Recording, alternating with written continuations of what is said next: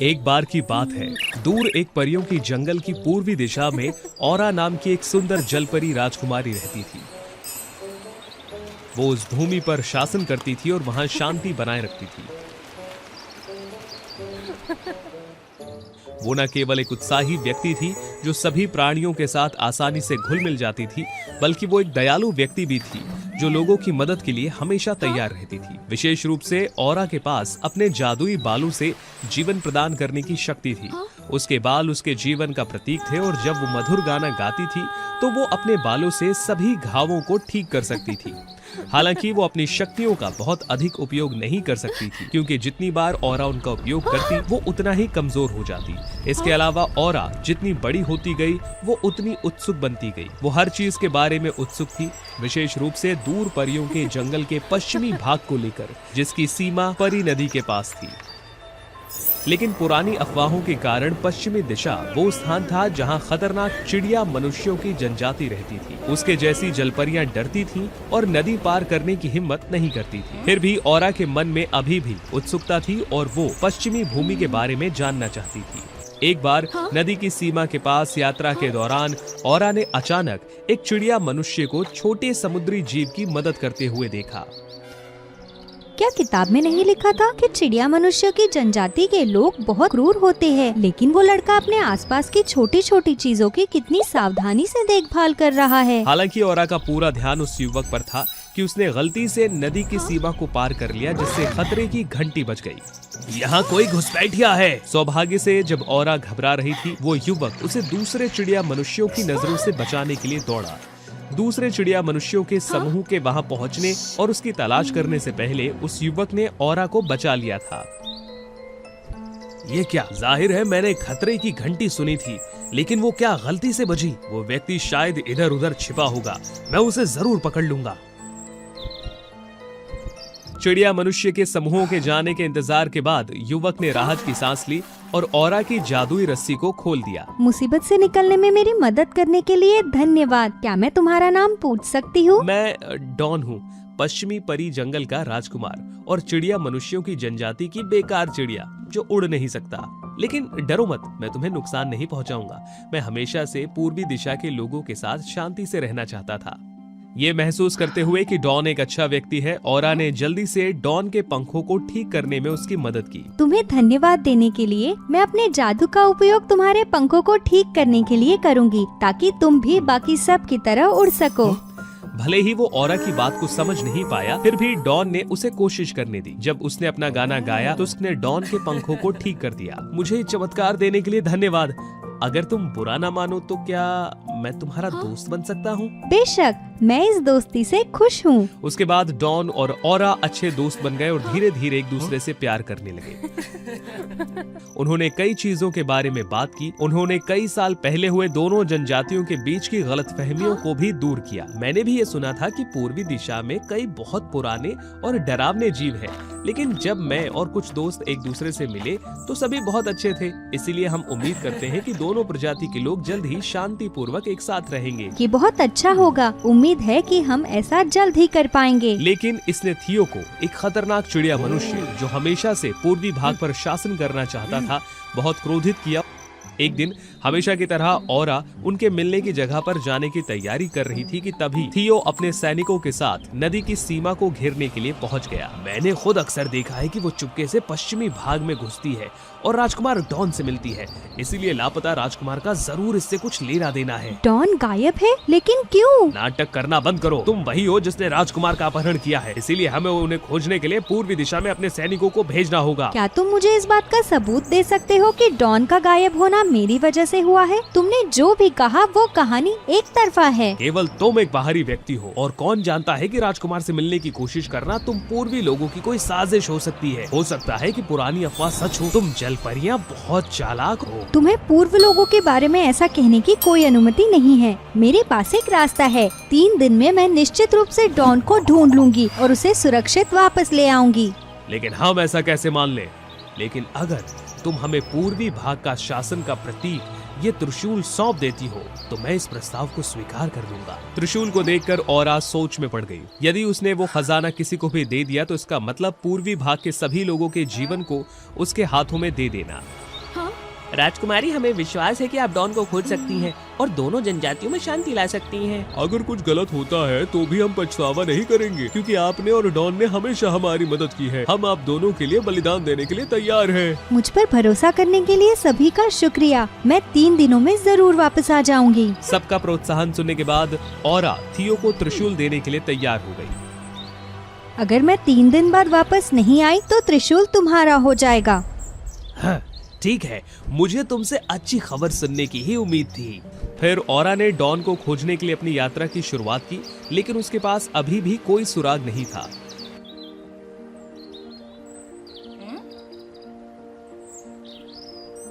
ये आखिरी जगह है जहाँ पर डॉन और मैं मिला करते थे, लेकिन अभी तक उसका कोई पता नहीं चला है। क्या उसके साथ कुछ बुरा तो नहीं हुआ होगा ना?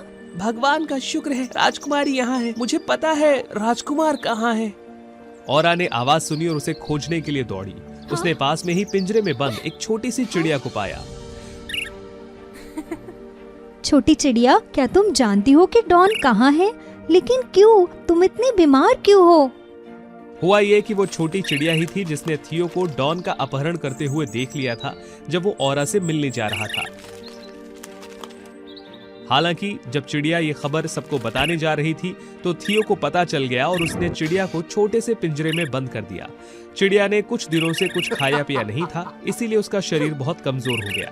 क्योंकि औरा जल्दी से डॉन को और इस लड़ाई के दोनों पक्षों के लोगों को बचाना चाहती थी, उसने छोटी चिड़िया को बचाने के लिए तुरंत अपने बालों के जादू का इस्तेमाल किया। लेकिन चिड़िया की नन्ही जान बचाने के बाद औरा का शरीर काफी कमजोर हो गया। मेरी जान बचाने के लिए धन्यवाद राजकुमारी। राजकुमार को थियो ने 1000 साल पुराने पेड़ में कैद किया हुआ है। शुक्रिया नन्ही चिड़िया। औरा ने अपनी बची हुई थोड़ी सी ताकत का इस्तेमाल करने की कोशिश की और छोटी चिड़िया के कहे अनुसार तैरकर पुराने पेड़ तक पहुंच गई। 1 दिन और 1 रात के बाद वो आखिरकार वहां पहुंच गई, लेकिन बहुत अंधेरा था और अंदर जाने का कोई रास्ता नहीं था।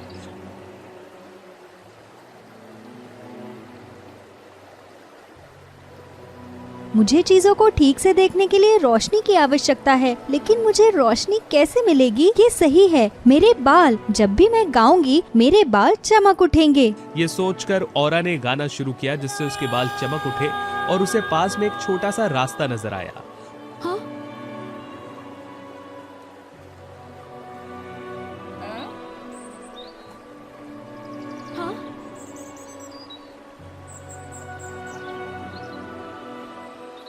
उस रास्ते से उसने एक छोटी सी गुफा में प्रवेश किया, जहां थियो के सैनिक डॉन के आसपास पहरा दे रहे थे। मुझे जाने दो, मैं थियो जैसे आदमी को पूर्वी और पश्चिमी दोनों राज्यों पर कब्जा करने के लिए हर किसी को नुकसान नहीं पहुंचाने दे सकता। इतना जिद्दी मत बनो। पूर्वी दिशा के छोटे लोग हमारे पद के योग्य नहीं हैं। वे केवल कायर सेवक ही बन सकते हैं। क्या? डॉन सही है, सभी को आजाद रहने का अधिकार है और कोई किसी का गुलाम नहीं है। औरा डॉन को बचाने के लिए जल्दी से उसके पास तैर कर गई। हाँ?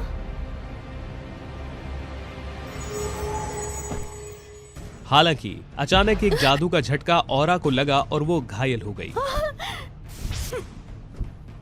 मुझे उम्मीद नहीं थी कि औरा तुम्हें बचाने के लिए यहाँ आएगी, लेकिन चिंता मत करो, मैं तुम दोनों को यहीं खत्म कर दूंगा और पूर्व और पश्चिम दोनों दिशा के लोगों को अपना गुलाम बना लूंगा।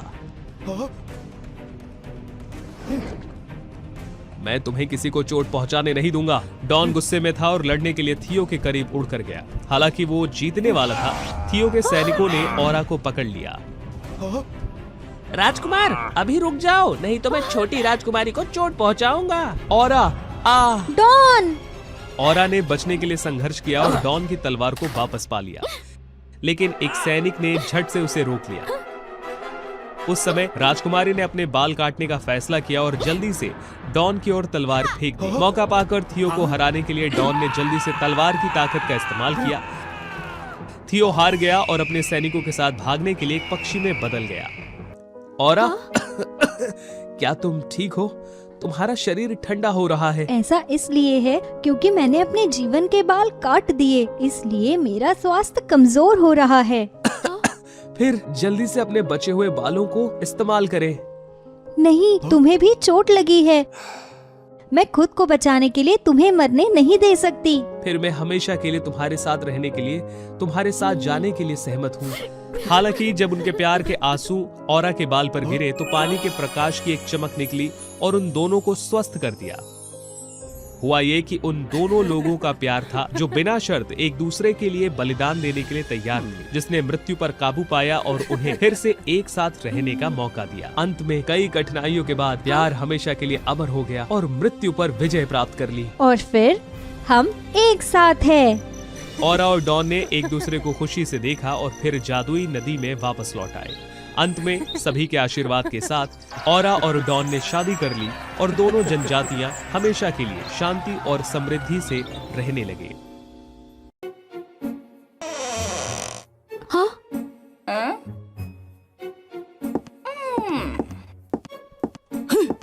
सनी, आखिर तुम वापस आ गई? माँ, आप यहाँ क्या कर रही है? ये मत कहना कि आप अभी अभी समुद्र के किनारे से आ रही हो। सनी, वहाँ बहुत सारी दुष्ट और क्रूर जलपरियां रहती है। वे आपको नुकसान पहुँचा सकती है। हमने अभी तक उन्हें कभी नहीं देखा और शायद वे इतनी बुरी भी ना हो। वो सब मुझे नहीं पता। बेहतर होगा कि आप अब से वहाँ ना जाए, और अगर आपने मेरी बात नहीं मानी तो बहुत सख्त होने के लिए मुझे दोष मत देना। हर कोई ऐसी अनुचित बात कैसे कर सकता है? वे किसी से नफरत कैसे कर सकते हैं जिससे वे अभी तक मिले भी ना हो? लेकिन क्या वे जलपरियां वाकई बुरी है? सनी एक उत्सुक लड़की थी जिसे खोजबीन करना पसंद था। वो तब तक नहीं रुकेगी जब तक कि उसे सच्चाई का पता नहीं चल जाता। ऐसा लग रहा है कि आज भी कुछ नया नहीं होगा। मुझे जल्द ही घर वापस चले जाना चाहिए, नहीं तो मैं बहुत मुश्किल में पड़ जाऊंगी अगर माँ ने मुझे पकड़ लिया। वो जल्दी से वापस चली गई, लेकिन उस दिन सब कुछ सच में शांत था। ये हमेशा की तरह नहीं था। सब लोग कहाँ गए? अरे नहीं, आप लोगों को क्या हुआ है? मुझे नहीं पता कैसे, लेकिन महल में आने वाले पूरे पानी में जहर था। हम इसे कैसे साफ कर सकते हैं? शायद सिर्फ जादुई फल ही ऐसा कर सकता है। जादुई फल जो समुद्र के तल पर उगता है। मुझे बस समुद्र घास खाने की जरूरत है, फिर मैं वहाँ पहुँच सकती हूँ। लेकिन वहाँ बहुत सारी जलपरियां होगी। ये बहुत खतरनाक होगा। आप और बाकी सभी लोग खतरे में हैं। मैं यहाँ खड़े होकर आपको इस तरह नहीं देख सकती। मैं एक राजकुमारी हूँ। मैं ये न केवल आपके लिए बल्कि तितली परियों के पूरे साम्राज्य के लिए भी करूँगी। सनी, तो ये हार ले लो। जरूरत पड़ने पर ये आपके पंखों को मछली की पूंछ में बदलने में मदद करेगा। लेकिन मोती के काले होने से पहले आपको समुद्र से बाहर आना होगा।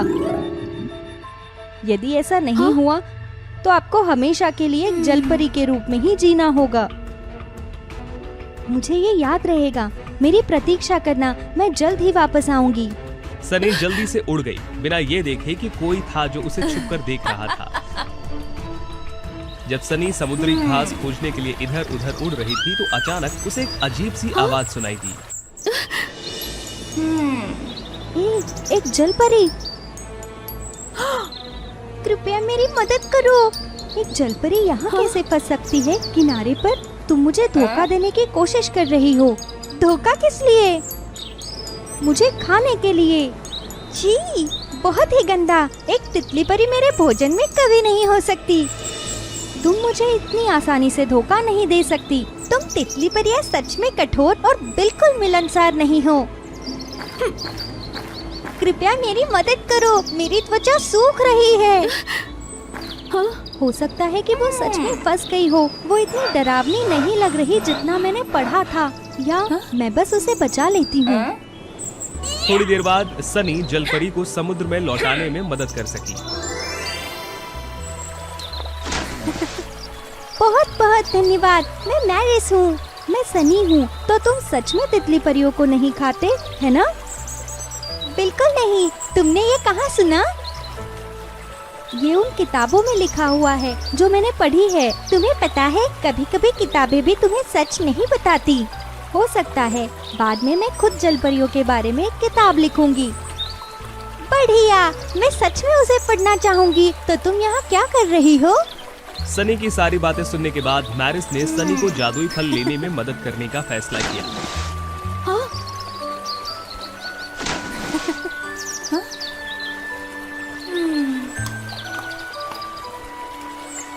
हाँ? मैरिस सनी को एक बड़े भंवर के पास लेकर गई। बस उस भंवर को पार करने की जरूरत है। ये समुद्र के बगीचे तक पहुंच जाएगा। जो फल तुम ढूंढ रही हो ना, वो वहीं मिलेगा। ठीक है, हो सकता है कि ये थोड़ा डरावना लग रहा हो। तुम किसी भी समुद्री पौधे को अपने पास नहीं आने दोगी तो तुम ठीक से इसे पार कर लोगी। मैं कोशिश करती हूँ। लेकिन पानी का बहाव बहुत तेज था। जब वो उसके पास तैर कर गई, उसने सनी को तुरंत पीछे धकेल दिया। या तुम बस यहीं रहो, मैं वहाँ जाऊंगी और उसे तुम्हारे लिए ले आऊंगी। लेकिन चिंता मत करो, मैं अक्सर वहाँ घूमने जाती हूँ। मुझे पता है कि क्या करना है। मेरी मदद करने के लिए धन्यवाद। मैरिस जल्दी से भंवर में तैर कर गई। अचानक समुद्री पौधे का एक टुकड़ा उसके धूप से जली हुई त्वचा पर चिपक गया, जिससे वो डर गई और उससे बचने के लिए एक तरफ हो गई। उसने गलती से एक समुद्री पौधे को छू लिया, जिसने तुरंत उसकी पूंछ पकड़ ली और उसे धकेल दिया। अरे नहीं, मैरिस! सही, ये हार। काश मेरे पैर एक पूंछ होते। मैं अपने पंखों को मछली की पूंछ में बदलना चाहती हूँ।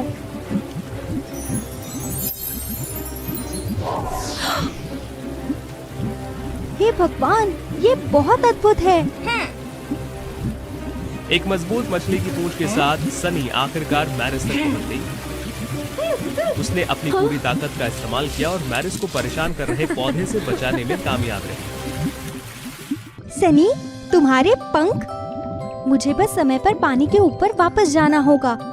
जब ये मोती फिर से काला हो जाएगा तो मैं वापस तितली परी में बदल जाऊंगी।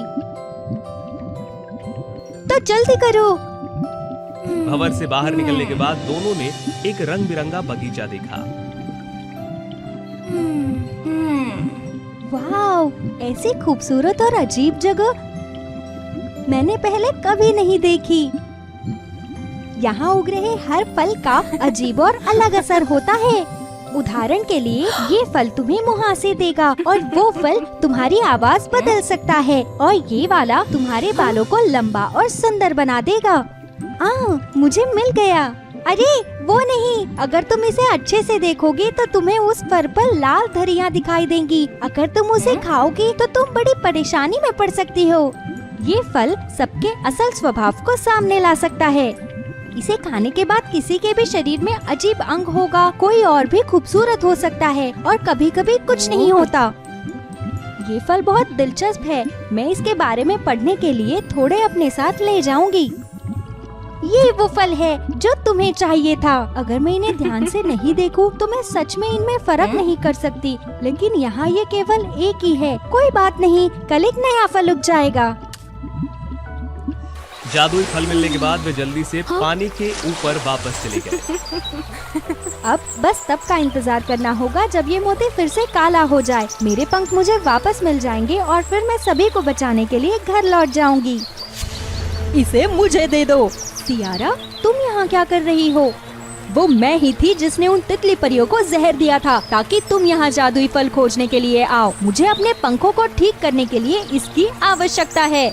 मैं इसे तुम्हें कभी नहीं दूंगी। यदि तुमने सिंहासन को चुराने का इरादा नहीं किया होता तो मेरी माँ तुम्हें कभी चोट नहीं पहुँचाती। तो ठीक है, मुझे आश्चर्य है कि अगर इस समुद्र के अंदर सभी जलपरियों को जहर दिया जाए तो क्या ये फल उन सभी को ठीक करने के लिए काफी होगा? तुम ठीक है, ये रहा तुम्हारा जादुई फल।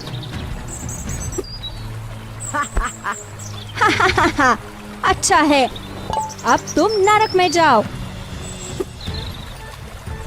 सौभाग्य से सनी ने उसे पकड़ लिया और जहर बाहर नहीं निकला, एक बूंद भी नहीं। अरे नहीं सनी, मोती फिर से काला हो गया है। तुमने अपने पंखों का बलिदान दे दिया। मैं नहीं चाहती कि तुम इसमें शामिल हो।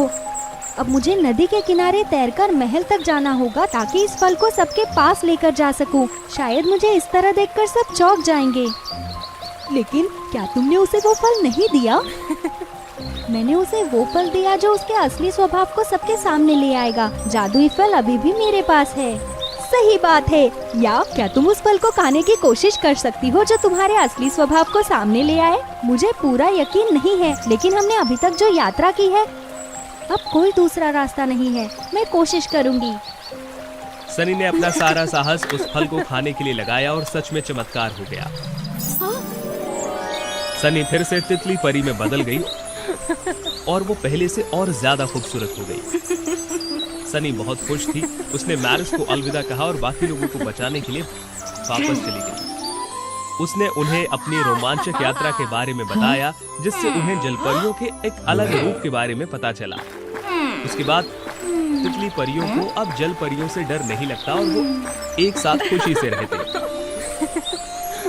लेकिन रुको, ऐसा लगता है कि हम कुछ भूल गए हैं। आखिरकार मुझे अपने सुंदर पंख वापस मिल जाएंगे।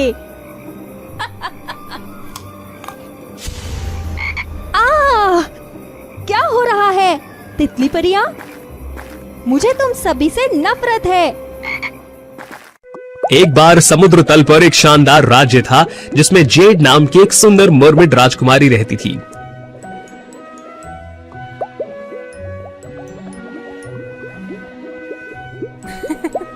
हाँ?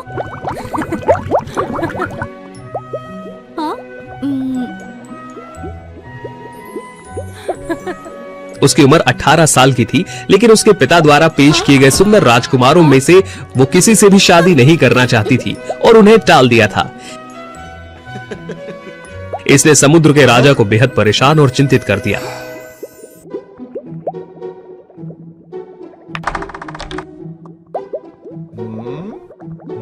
एक दिन उन्हें पता चला कि उनकी बेटी को जैक से प्यार हो गया था, एक प्रतिभाशाली मर्मेड सैनिक और जेड का सबसे अच्छा दोस्त। समुद्र का राजा इस रिश्ते को लेकर गुस्सा और दुखी था।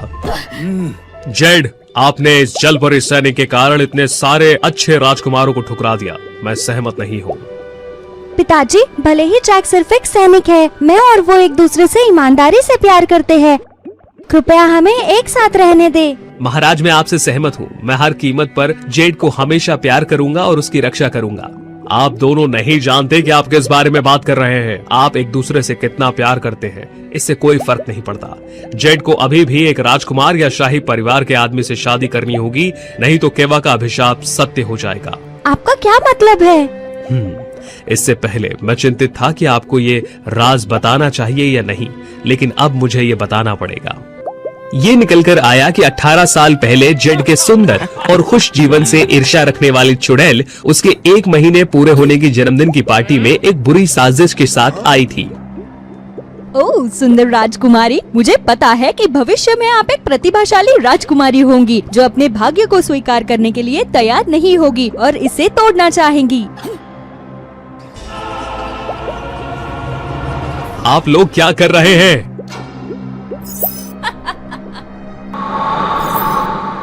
तो ये आशीर्वाद है, मैंने आपको दिया। यदि आप 18 साल की उम्र तक शाही परिवार के किसी भी राजकुमार या जलपरी से शादी नहीं करते हैं, तो आप मेरे बर्फ और अंधेरे धुएं में हमेशा के लिए बंद हो जाएंगे।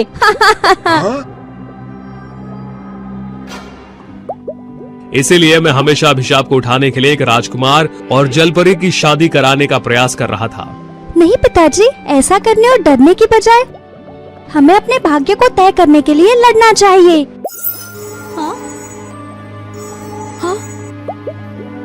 बेवकूफ, केवा इस महासागर में सबसे मजबूत अंधेरी चुड़ैल है। हम उसका मुकाबला नहीं कर सकते। यदि आप इतने अनियंत्रित होते रहे तो मुझे आप दोनों को हिरासत में लेना पड़ेगा। ये कहते हुए समुद्र के राजा ने जेड को कमरे में बंद कर दिया और जेड को जेल में बंद कर दिया। हालांकि जेड ने किसी के द्वारा व्यवस्थित भाग्य को स्वीकार नहीं किया, इसीलिए उसने जादू के बुलबुले से बचने की कोशिश की और जेड को उसके साथ अभिशाप को उठाने का रास्ता खोजने के लिए ढूंढा।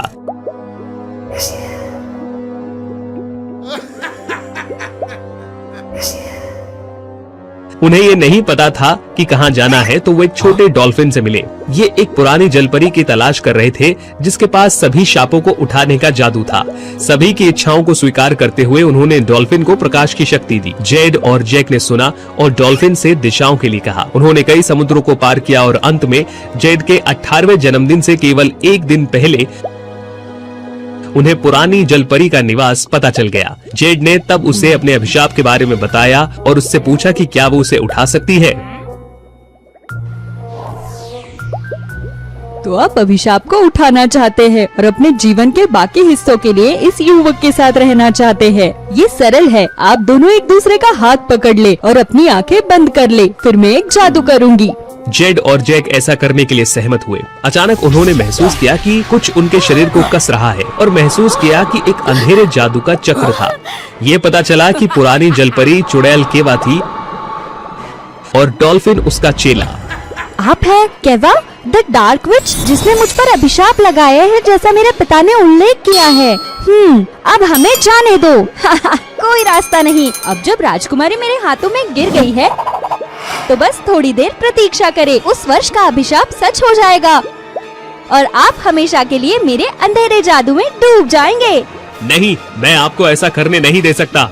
ये कहते हुए जैक ने शार्क को चुड़ैल केवा की ओर धकेल दिया। केवा पर आश्चर्य से हमला हुआ, जिससे मैजिक सर्कल में उसने गोली मार दी और वो गायब हो गई। जेड और जैक फिर जल्दी से इसे नष्ट करने के लिए औषधि की ओर तैर कर गए, लेकिन केवा ने उन्हें वापस पकड़ने की कोशिश की। अरे नहीं, वे पहले से ही शक्तिशाली आग और बर्फ जादू के अधिकारी है। अगर ऐसा है तो मैं अब उनका प्रतिद्वंदी नहीं होंगी। हालांकि जेड और जैक को नहीं पता था कि उन्हें किस तरह की शक्ति मिली थी और उन्हें नियंत्रित कैसे किया जा सकता था। क्या चल रहा है? मैं बर्फ का जादू कैसे बना सकती हूँ? इसे कैसे रोके? जेड शांत हो जाओ। जेड को बर्फ के जादू से जूझते हुए देखकर केवा को यकीन था कि वो इस शक्ति को नियंत्रित नहीं कर सकती। चुड़ैल ने लगातार बर्फ की किरणों पर जादू का इस्तेमाल कर दिया। जेड ने उसे गलती से बनाया और वापस उसकी तरफ उड़ गया। जेड ने चकमा देने के लिए घबराहट में अपना हाथ उठाया, लेकिन उसकी बर्फ की शक्तियाँ अब नियंत्रण से बाहर थीं। सौभाग्य से बर्फ की एक किरण को समय रहते जैक द्वारा रोक लिया गया। एक जलपरी सैनिक होने के नाते जैक आसानी से अग्नि शक्ति को बेहतर तरीके से नियंत्रित कर सकता था, लेकिन पूरी तरह से नहीं। जब केवा ने अपने बड़े हिमशैल के साथ जेड और जैक पर हमला किया, तो जैक उसे नहीं रोक सका और बिना किसी एहसास के ये उसके दिल में लग गया। जेड, क्या आप ठीक है? मैं अपनी पूरी कोशिश करूंगी और आपके साथ लड़ूंगी। बाद में दोनों ने केवा पर अपनी आग और बर्फ की शक्ति का हमला करने का प्रयास किया। हालांकि केवा अभी भी मजबूत थी और उनकी शक्तियों को रोक सकती थी। राजकुमारी जेड, भले ही आप दोनों इस महासागर में सबसे शक्तिशाली बर्फ और आग का जादू रखते हैं, अंत में आप अभी भी सिर्फ एक सामान्य लोग हैं।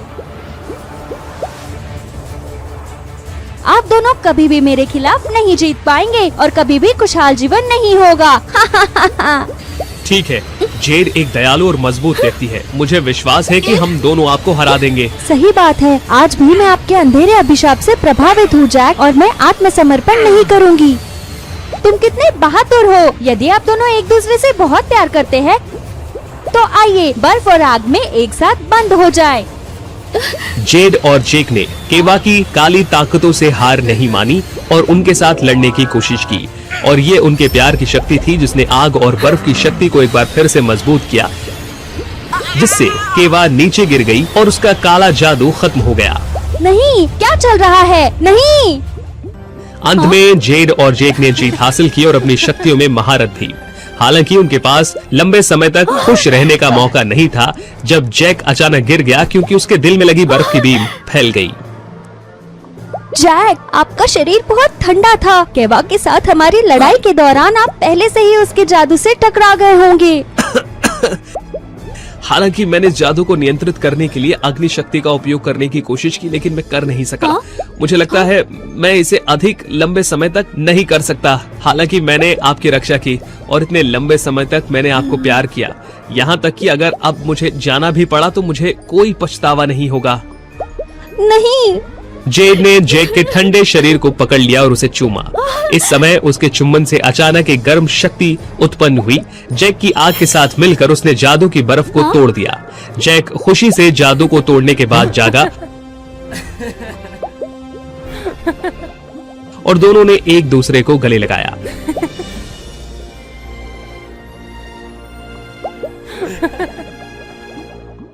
साथ में वे एक्वेरियम में समुद्र के राजा की खुशी के लिए अच्छी नौका के साथ लौट आए और केवा को पराजित कर दिया। इसके तुरंत बाद जेड और जेक ने जल्दी से अपने 18वें जन्मदिन पर शादी कर ली और राज्य में सभी से आशीर्वाद प्राप्त किया। जब दोनों शादी की अंगूठियों का आदान प्रदान कर रहे थे तो प्रकाश की एक किरण ने उन्हें घेर लिया और जेड के अभिशाप को पूरी तरह से उठा दिया। वो प्रकाश हमें केवा के अभिशाप को उठाने में मदद की, लेकिन क्यों? जेड, शायद इसीलिए कि हम शादीशुदा हैं, मैं एक राजकुमार बन गया। ये सही है, और क्योंकि आप एक राजकुमार हैं, केवा का अभिशाप पूरी तरह से उठ चुका है। उसके बाद वो हमेशा खुशी खुशी रहने लगे।